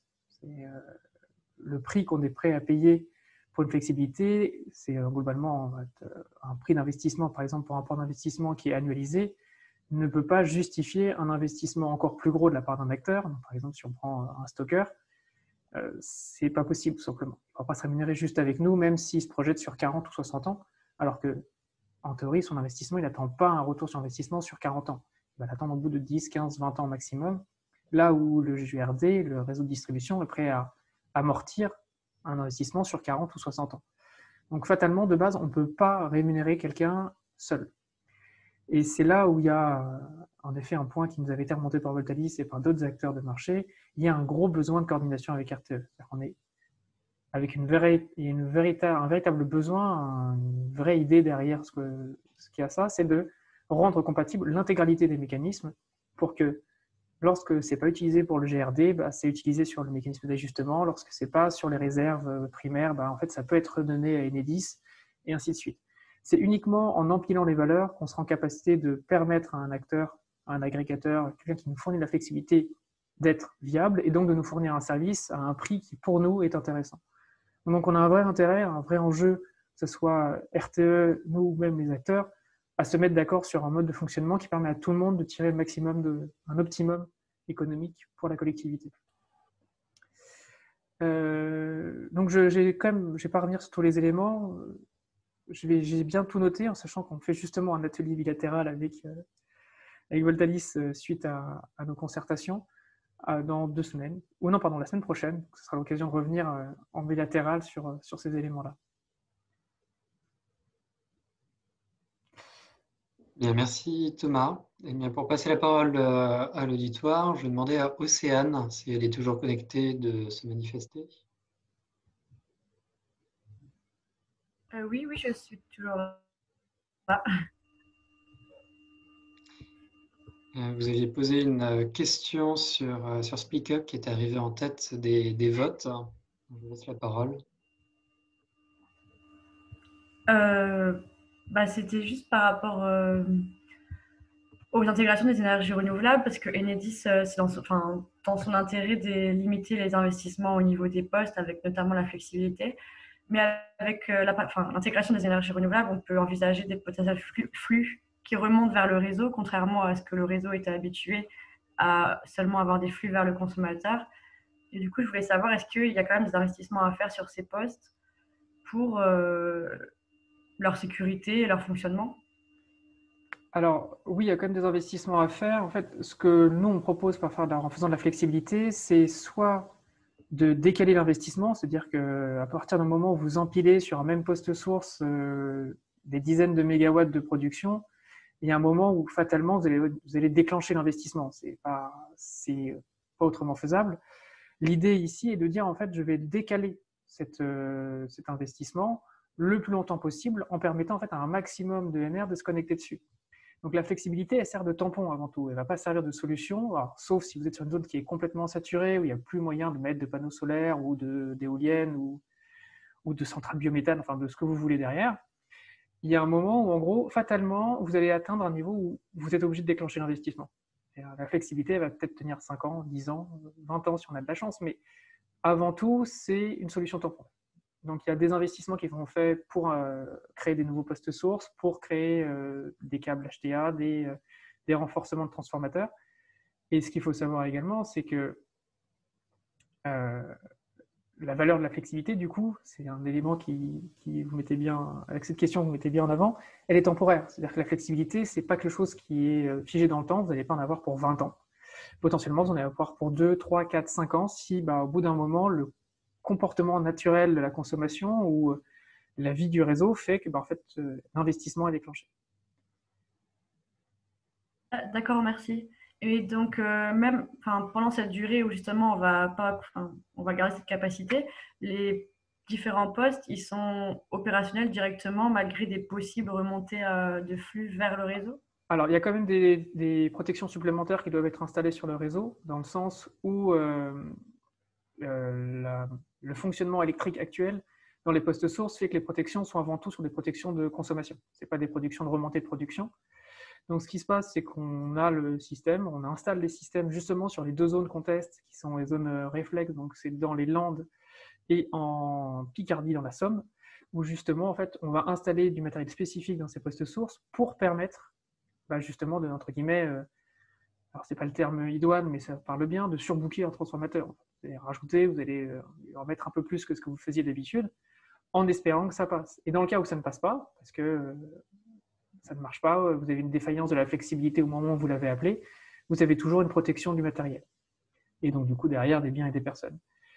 Ce qu'il faut retenir, c'est que ces expérimentations qu'on teste sur Reflex, donc ces deux zones, ces deux départements qui sont testés, l'idée, c'est bien de le répartir sur la France entière à la fin. Donc, ça veut dire que ce matériel qui est déployé pour des expérimentations sera déployé de manière complètement industrielle. Super, merci beaucoup. Très bien, on va donc laisser la parole à Joseph, qui a d'ailleurs 2 questions d'affilée. Oui, bonsoir, merci pour les présentations. Les 2 questions sont pour le camarade Bino. La première, donc Voltaïs annonce une économie d'énergie pour le consommateur de 15%, si ma mémoire est bonne. Je pense, si ma mémoire est bonne encore, sur les cours de physique, pour une pièce donnée en volume, en isolation, etc., et la température extérieure donnée, il faut toujours un nombre constant de kWh pour maintenir cette température. Quand vous coupez 15 minutes, a priori, derrière, il faut réchauffer un peu plus pour retrouver la température. Ça rejoint, je pense, une question là, qui est juste au-dessus. Est-ce que le client est rémunéré du coup pour la perte de son action qui contribue à vos effets? Merci. Merci de cette question qu'on a effectivement très souvent. Alors d'abord, sur les économies d'énergie, un point de précision, et on est complètement transparent là-dessus, on ne prétend pas que les effacements sont le seul vecteur qui permette d'atteindre ces 15%. On a fait une étude avec l'ADEME notamment qui a permis de chiffrer le résultat. C'est-à-dire qu'on a fait un test avec des sites qu'on effaçait, d'autres qu'on n'effaçait pas. On a refait une autre étude similaire avec RTE plus récemment en 2016 sur 45 000 logements, avec à nouveau des sites qu'on efface, d'autres qu'on n'efface pas. Un protocole qui permet de comparer vraiment très finement les 2 situations. Et dans les 2 cas, on a pu mettre en évidence la réalité d'une économie. Je vous rejoins sur le fait que c'est contre-intuitif. J'ai aussi pratiqué des équations de la thermique. On n'est sans doute pas en régime linéaire, je vais y revenir dans un instant, mais en tout cas, on l'a observé, d'abord de façon statistique. L'étude que j'évoque avec RTE et l'avis de l'ADEME sont publiques d'ailleurs. L'ADEME a chiffré du coup cette économie dans le cadre du protocole qu'elle a monté elle-même sur 3000 logements à 8% d'économie. Donc on était, dans notre approche, sur une annonce de jusqu'à 15%, la moitié venant de nos actions et l'autre moitié venant de l'utilisation intelligente des outils qu'on met à disposition. Et là, vous avez une grande littérature sur le bénéfice possible d'un outil de monitoring et de pilotage de consommation temps réel. Alors là, ce n'est pas moi qui ai fait les études, mais vous avez des études d'études qui chiffrent le gain à 12% en moyenne. Je reviens sur les équations de la thermique. Je pense que ce qui se passe, c'est qu'il y a deux notions qu'il ne faut pas confondre. Il y a la notion de température et il y a la notion de confort. On n'a jamais dit qu'on n'impactait pas la température. On a toujours dit qu'on n'impactait pas le confort. Et on a deux leviers pour assurer cette promesse. Le premier, au-delà de la gratuité, le premier, c'est que la plupart du temps, c'est sans engagement pour le consommateur, c'est-à-dire qu'il peut résilier à tout moment. Donc, si on avait un impact sur le confort, on perdrait tous nos adhérents et on investirait en vain. Donc, quelque part, c'est comme un garde-fou rassurant pour tout le monde. Et deuxièmement, il y a un bouton sur le matériel qui permet de déroger à un ordre d'effacement qui serait gênant en termes de confort thermique. Et il est quasiment jamais utilisé, mais en tout cas, ça permet à chacun de garder la maîtrise. Alors, pourquoi est-ce que on ne retrouve pas les équations de la thermique? On a pu observer avec des sondes de température des écarts de l'ordre de 0,1 à 0,2 degrés pendant les 10 minutes d'arrêt. Donc oui, il y a un impact sur la température, mais je pense que les deux vraies explications, et on a encore de la matière pour aller les comprendre encore mieux que ce que je vais vous évoquer là, et les deux explications qu'on a à ce stade, c'est premièrement, quand vous avez un radiateur dans une pièce, le thermostat du radiateur, le régulateur du radiateur, fait varier la température de la pièce naturellement de l'ordre de plus ou moins 1 degré. Donc en fait, la température, elle passe son temps à bouger. Et l'occupant de la pièce, il est habitué à ça. Donc vous ne sentez rien quand vous avez une variation de la température intérieure de même 0,5 degrés, vous ne sentirez rien. Donc on joue sur le fait qu'à l'intérieur de cette plage de régulation, on va peut-être tasser un petit peu les températures en bas de la plage, mais on va rester dans les plages attendues par le consommateur, qui du coup ne va pas avoir de différence en termes de confort. Et le deuxième élément, c'est qu'on n'est pas sur des équations de la thermique stable à l'équilibre, on est sur de la dynamique, puisque quand on efface 10 minutes toutes les heures ou toutes les 2 heures, on n'est pas sur un régime stationnaire. Et là, on a fait aussi à la fois des mesures avec des sondes de température et des simulations. Et vous avez plusieurs degrés d'écart entre au-dessus du radiateur, qui est souvent sous la fenêtre, et le mur de l'autre côté. Vous avez 3 degrés d'écart entre le plafond et le sol. Et vous avez un régime qui n'est absolument pas stationnaire à l'intérieur d'un logement. Et vous avez plusieurs dizaines de minutes pour que une variation de température se propage jusqu'à l'autre bout de la pièce. Donc finalement, tout ça, c'est des éléments un peu compliqués pour dire que oui, vous avez raison, c'est contre-intuitif. Et d'ailleurs, au début de Voltalis, on n'y pensait pas.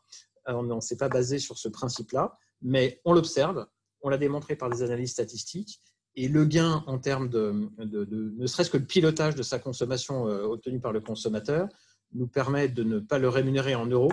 Et en tout cas, on a un très fort taux d'accord. Lorsqu'on a l'occasion, dans toutes les démarches qu'on fait, on a beaucoup de partenariats avec des collectivités locales et avec des bailleurs sociaux pour proposer cette solution. On a un très fort taux d'adhésion de la population, puisque finalement, il y a une perspective de mieux contrôler, mieux suivre son budget, de mieux suivre son chauffage, et à la fin, il n'y a rien à perdre, parce que c'est gratuit, on arrête quand on veut. Et pour aller au bout du raisonnement, à l'origine de Voltalis, on avait cherché à demander une petite contribution financière aux consommateurs contre le fait qu'on le rémunérait, c'est-à-dire qu'on partageait les gains venant du réseau, et c'était un fiasco complet. Le consommateur, il voyait que ce qu'il perdait, il voyait que l'argent qu'on lui demandait et pas ce qu'il pouvait gagner. Et puis, dernier élément, malheureusement, il n'y a pas assez de valeur aujourd'hui sur les différents marchés. Donc, si Enedis rémunérait grassement la flexibilité locale, là, on pourrait changer de paradigme.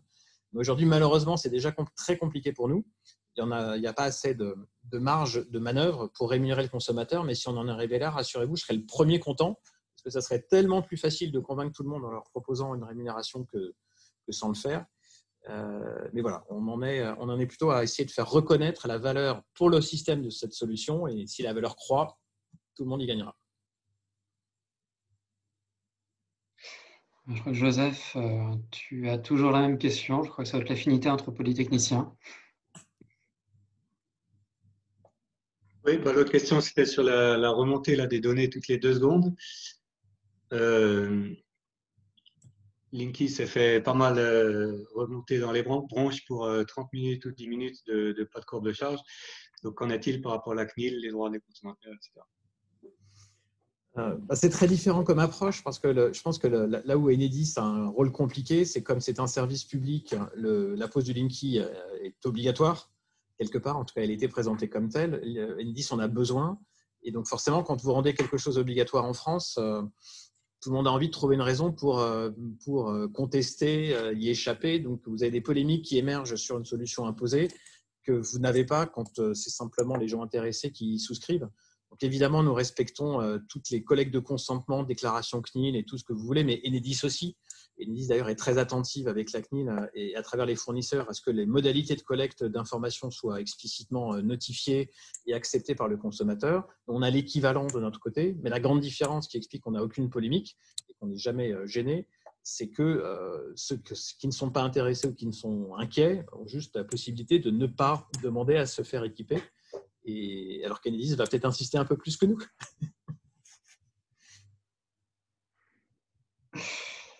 Et pour le suite, nous avons une question de Jacques.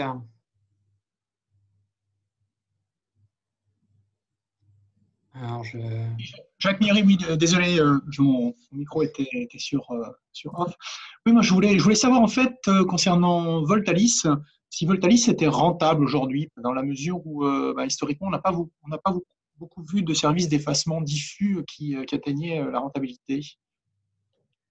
Alors, ce que je peux vous dire, parce qu'effectivement on n'est pas très bavard sur nos chiffres, c'est que le déploiement de capacité qu'on est en train d'opérer avec les hypothèses à la fois de prix et d'ouverture de marché que l'on peut faire fait que les nouvelles capacités déployées sont marginalement rentables. D'ailleurs, c'est comme ça qu'on peut expliquer pourquoi de nouveaux soutiens financiers externes ont pu être mobilisés, notamment la Banque européenne d'investissement, qui est une banque donc, qui nous a prêté, qui n'est pas une subvention. Par contre, on est quand même très très loin d'amortir tous nos coûts fixes et toute la technologie qu'on a dû déployer. Donc, on est effectivement sur un exercice encore compliqué, mais on a de bonnes raisons d'être confiant dans le fait que le sujet est en train de se régler, que les marchés sont en train de s'ouvrir. On a assez d'assurance et d'annonces et il y a un contexte notamment réglementaire européen suffisamment favorable et puis un besoin physique qui fait qu'on a peut-être redémarré l'investissement avant que tout soit dans les textes. Mais en tout cas, on est confiant. On a eu assez d'assurance à tous les niveaux pour qu'on puisse investir, mais avec des logiques d'investisseurs de long terme. C'est pour ça que je parlais de Meridiam, qui est un fonds d'infrastructure. Il investit à 20 ans. Il n'investit pas comme un fonds de capital risque à 3 ans. Donc, c'est à la fois une marque de confiance parce que ça veut dire que c'est le genre d'acteur qui se dit qu'à 20 ans, sur 20 ans, c'est le genre d'actif dont le système électrique a besoin et qui se déploiera en France et dans le monde. Mais effectivement, c'est quand même un pari sur l'avenir qui est important et qui, encore une fois, ne se comprend que parce que le besoin physique est là. Et finalement, je ne peux pas me réjouir de difficultés du système électrique, mais le Covid n'a fait que révéler, avec le report de maintenance de centrales électriques nucléaires d'EDF, le Covid n'a fait que révéler une situation qui, de toute façon, était en train d'arriver du fait de la transition énergétique, l'arrêt du charbon qui est annoncé, etc. Donc, on doit trouver des solutions pour gérer ces situations et elles existent. Donc, on ne fait qu'anticiper ce moment. Non, mais on est à des niveaux d'investissement qui sont quand même supérieurs par rapport à la taille de l'effacement qu'on est capable de gérer, à ce que peuvent faire les acteurs de l'effacement industriel qui, eux, ont déjà du mal. Si je pense à un Energy Pool, par exemple, qui a mis pas mal de temps à établir son business model. Très simplement, et c'est pour ça qu'il n'y a pas Equinov pour se défendre, mais qu'on n'adresse pas le segment des consommateurs industriels. C'est très, très différent comme approche. L'effacement tel qu'on le pratique, on le fait tous les jours, un peu, de façon à pouvoir justement cumuler différents produits, différentes lignes de revenus en étant activés régulièrement. Là où l'effaceur industriel, comme il arrête sa production, surtout qu'on évite les effacements gris où il bascule sur le diesel, qui par ailleurs coûte cher, mais comme il arrête sa production, c'est très impactant. Donc il le fait, si possible, jamais, et idéalement une ou deux fois par an. Exactement comme ce que j'évoquais aux États-Unis, où c'est fait entre 0 et 3 fois par an. Donc évidemment, quand vous n'êtes jamais appelé, la valeur pour le réseau n'est pas très importante, donc forcément vous n'êtes pas très rémunéré. Et l'industriel pour 50 000 euros par an, il n'arrête pas sa ligne de production d'aluminium. Ça, c'est évident. Donc on a vraiment changé le paradigme par rapport à ça, et on a besoin vraiment besoin de pouvoir mobiliser cette capacité d'effacement le plus souvent possible et sur le maximum de marché, d'où l'intérêt pour la dimension locale. Merci. On va passer à Benoît Coureau. Oui, bonsoir. Merci beaucoup pour votre présentation, très très claire. J'avais une question sur l'évaluation de la flexibilité. Comment vous voyez, autant Enedis que Voltalis, l'évaluation d'une flexibilité qui a été faite par des résidentiels, par exemple? Est-ce que vous pensez comparer à une prévision que vous avez faite? Alors, on va peut-être pas être d'accord sur la méthode utilisée, mais en gros, l'idée, et c'est le même principe sur Enedis comme pour RTE, hein, on a des modèles. En gros, c'est-à-dire qu'un effacement, ça ne se mesure pas, tout simplement parce qu'en fait, il n'y a pas eu de consommation. Donc, on ne va pas dire qu'on va mesurer une absence de consommation. Donc, ce qu'on fait, c'est qu'on compare la courbe du réalisé, donc la courbe qui a été relevée par le compteur, que Unity permet de faire, mais qu'avant, on ne pouvait pas. Donc, on utilisait les données de Voltalis, mais maintenant, on utilise nos données. Tout simplement. Et en gros, on dit, bah voilà, j'ai un modèle qui va simuler le comportement normal du client.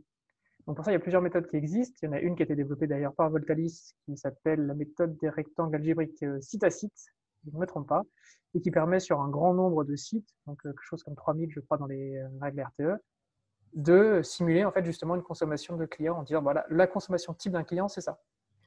Côté Enedis, on a développé une autre méthode qui se base sur des panels, c'est-à-dire en gros, on considère que le comportement d'un client est similaire à un pool de clients du même type, et on va utiliser en fait des panels de clients témoins pour dire voilà, on fait une comparaison entre des clients témoins et ce client-là.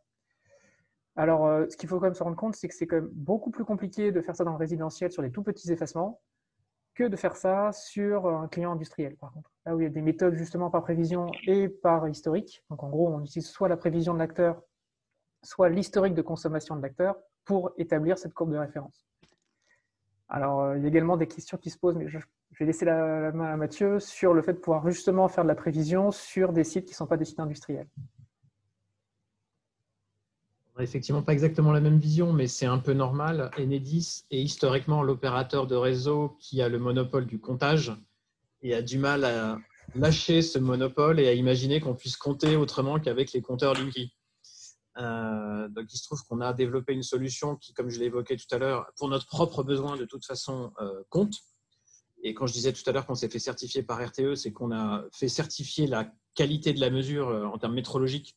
Donc, on a la même précision, même supérieure à celle des compteurs Linky. Donc, avant que le compteur Linky ne soit déployé, c'était effectivement la donnée qui a été reconnue par le système qui est utilisé et qui permet d'avoir accès à une information fine et précise. Et quand vous regardez la courbe de charge sur une durée courte, avec des effacements de 10 minutes, c'est en fait très, très facile entre guillemets, de boucher les trous.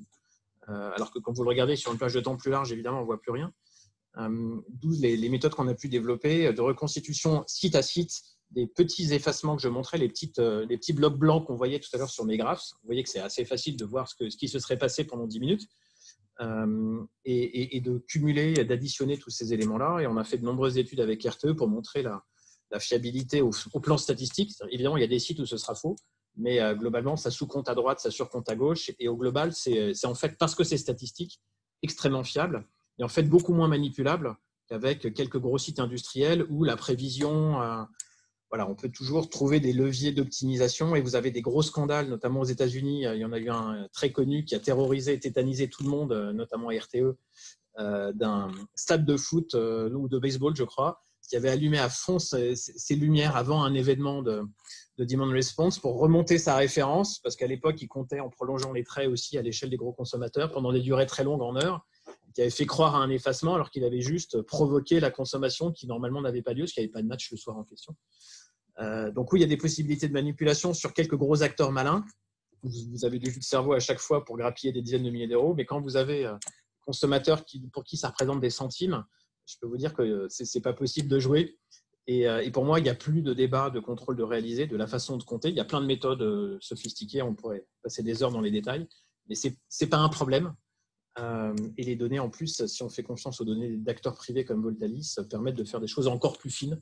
Et là, c'est plus un problème philosophique, mais je pense qu'Enedis, à un moment donné, ouvrira la voie, ou RTE en tout cas, dans le sens où pour certains produits, de toute façon, les données Linky ne sont pas disponibles. Typiquement, le service fréquence, quand on doit donner les données toutes les 2 secondes, Linky, c'est juste pas possible. Donc, on doit bien compter sur des usages tiers. Et deuxièmement, dans le tertiaire, on a fait des effacements sur des grands centres commerciaux, on n'effaçait que la climatisation qui représente 10% de la consommation. Si vous regardez le compteur général, vous ne voyez rien parce que vous êtes pollué par la variation naturelle de tout le reste du site, alors qu'on a bien eu une action, et donc il y a de plus en plus d'intérêt pour ce qu'on appelle la sous-mesure, c'est-à-dire accepter que des compteurs, dès lors qu'ils sont aux normes métrologiques du moment, puissent renvoyer une information utilisable, acceptée pour ce fameux contrôle de réalisé, et pour qu'on puisse avoir l'équivalent du compteur en sortie d'usine pour une usine de production finalement. Eh bien, Benoît, c'est toujours à toi la parole. Non, merci. Ah, pardon. Ah oui. C'est au niveau des Enedis, les besoins que vous avez. Est-ce que vous avez des besoins? Vous avez parlé, je suppose, des besoins au poste source, enfin, des 20 000 volts, je suppose. Est-ce que vous voyez dans le futur des besoins qui sont plus proches de l'utilisateur final 410 volts, ou vous demanderiez des flexibilités à un lotissement et pas à un autre? Alors, pour l'instant, il y a une valeur qui est connue sur la partie poste source et HTA, donc à la fois les postes de transformation 225, 63 kg à 20 kg, et sur les réseaux HTA en 20 kg, enfin 20, 15, 10 en fonction de l'âge du réseau. En revanche, sur la partie basse tension, ça reste quand même très prospectif. Quand je dis très prospectif, c'est tout simplement que l'investissement, par exemple, qui est reporté en basse tension, c'est quelques dizaines de milliers d'euros. Donc, à partir du moment où on fait, elle est peut-être une centaine de milliers d'euros si vous remplacez beaucoup de choses, ou vous remplacez un gros câble. Sauf qu'en fait, ça c'est rien, en fait. Quand vous le remettez sur 40 ans ou sur 60 ans, sur la durée de vie d'un câble ou d'un transformateur, bah, vous vous retrouvez à une centaine d'euros, peut-être un millier d'euros par an, et vous n'allez pas rembourser une flexibilité avec ça. Je pense pas que Voltalis puisse se rémunérer sur 1000 balles, désolé du terme, mais 1000 balles sur un lotissement. Merci. Je pense qu'on va prendre une dernière question, surtout que je m'attends à ce qu'elle soulève quelques débats, celle-là entre Thomas et Mathieu. Raphaël, est-ce que tu peux te manifester? Alors, ton micro est coupé. On ne t'entend pas. Ouais, vous m'entendez là? Oui. Ouais, bonjour, merci pour la présentation et merci pour l'organisation. Ma question, c'est est-ce que l'équilibre du réseau, qui est un service public, ne risque pas de dépendre trop d'acteurs privés? Moi, je trouve que l'idée de Voltalis est dingue, mais je vois les chiffres, 100 000 boîtiers, et j'imagine que vous ne mettez pas de limite à votre croissance, et donc potentiellement des millions de boîtiers. Et est-ce que ça veut dire derrière que le gestionnaire de réseau demande des garanties à Voltalis et à vos confrères pour s'assurer de votre continuité opérationnelle et être sûr que le service de Voltalis ne s'arrête pas du jour au lendemain? Et je pense que ça s'adresse à vous deux, en fait, ma question. Je vais peut-être laisser Mathieu commencer, parce que la vision GRT est, on va dire, moins polémique. GRT ou GRD, hein, c'est à peu près la même. Quelque part, enfin, on peut avoir des débats philosophiques sur le principe. La France a déjà pris une voie il y a très longtemps en décidant de libéraliser le marché de l'énergie, et vous avez tous les producteurs qui sont privés. EDF, dans son métier de producteur, est un acteur privé. Donc, quelque part, à partir du moment où on accepte que des centrales de production, des parcs éoliens, etc., soient dans le privé, je ne vois pas forcément d'enjeu spécifique à ce que l'élément de flexibilité qui, comme je le présentais dans ma balance tout à l'heure, est pour moi, vu de nous, un élément de gestion de cet équilibre offre-demande parmi d'autres, puisse être déployé par des acteurs privés. Surtout que ça rejoint un autre enjeu. Là aussi, la France a fait un choix, là, sans vouloir polémiquer sur est-ce que c'est un bon ou un mauvais choix, qui était de considérer que les gestionnaires de réseau avaient un monopole jusqu'au compteur, mais jusqu'au compteur, pas après le compteur. Or, pour faire ce que l'on fait, on est obligé d'aller en aval du compteur. Donc, à partir du moment où on a dit l'aval du compteur, ce n'est pas l'opérateur de réseau, ce n'est pas le monopole, parce qu'on doit avoir liberté d'innovation, etc. Effectivement, de fait, ça sera un opérateur privé, mais qui dit privé dit concurrence, dit émulation, dit innovation, et dit qu'on a peut-être fait aussi beaucoup de choses en 10 ans en ayant envie que ça marche, là où quand vous avez un opérateur intégré qui a beaucoup de sujets, tout n'avance peut-être pas à la même vitesse. Je vais m'arrêter là pour ne pas polémiquer. Mais en tout cas, l'innovation venant de l'acteur privé, c'est pas forcément le seul secteur où ça se passerait comme ça. Et après, sur la partie gestionnaire de réseau, alors de base, de toute façon, en fait, tout ce qu'on achète, enfin, je vais caricaturer, mais tout ce qu'on achète, on l'achète au privé, en fait. Hein. Mes travaux d'investissement, ils sont achetés à l'entreprise privée, mes câbles sont achetés à l'entreprise privée. En fait, tout est déjà, en fait, entre guillemets, dans un domaine concurrentiel. Donc, le fait d'acheter un service plutôt qu'un autre dans le domaine concurrentiel, en soi, pour moi, c'est pas choquant. Après, pour les garanties qu'on demande, il y avoir des garanties en termes de, forcément, des garanties financières, soit sur ce qu'on va, au moment de la contractualisation. Donc, en fait, par exemple, si je contractualise avec Mathieu pour un contrat sur 3 ans, bah, en fait, s'il sort du contrat, il me devra des pénalités, tout simplement. Donc, on a des incitations financières qui font que les acteurs privés ont une raison, en soi, de rester avec nous. Donc, on n'est pas sur un système où, en gros, les gens peuvent rentrer et sortir du jour au lendemain, parce que, à ma connaissance, un acteur qui peut gagner de l'argent n'a aucune raison, s'il est censé, de rentrer et sortir en se disant, en fait, j'avais encore 100 000 euros à me faire, mais finalement, non, j'ai pas envie, je m'en vais, quoi. Donc, tant qu'il y a une raison économique derrière pour qu'il participe, il restera. Et pour s'assurer de ça, en fait, le gestionnaire de réseau doit soit prévoir ça dans sa rémunération, soit dans ses pénalités. Mais il y a toujours une raison financière pour qu'un acteur privé travaille avec nous. Ça, c'est un élément très important et on insiste souvent dessus dans toutes les concertations et notamment avec RTE, parce qu'on a besoin que cette filière, pour qu'elle soit pleinement reconnue, soit fiable, que ça marche, que quand elle annonce des choses, elle le délivre.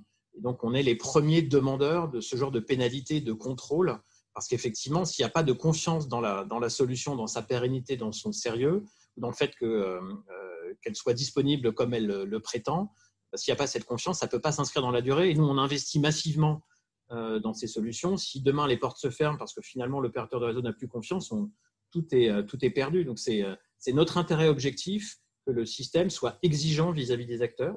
Et deuxièmement, et c'est le rôle principal de l'agrégation, Thomas l'a dit en introduction, c'est un élément clé, l'opérateur de réseau, il ne cherche pas de façon opportuniste, tiens, est-ce que demain matin, il y a quelqu'un qui m'apporterait sa flexibilité? Il a besoin que ça soit prédictible.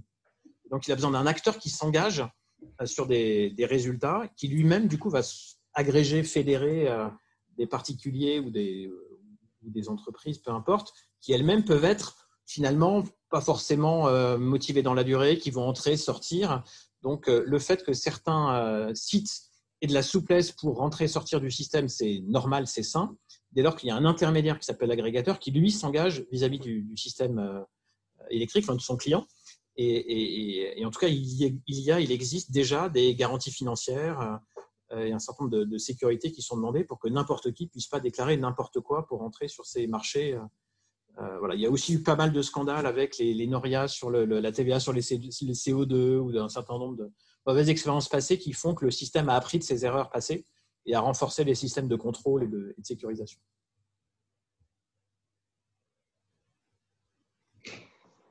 Écoutez, je vous remercie tous les deux, Mathieu et Thomas, pour vos présentations. Merci, et puis je vous souhaite de bonnes fêtes de fin d'année, et puis à l'année prochaine.